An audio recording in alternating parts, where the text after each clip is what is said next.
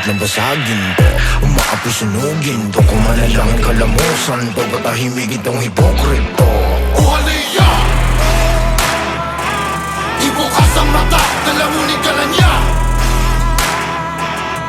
Huwag magpapi sa bakunawa.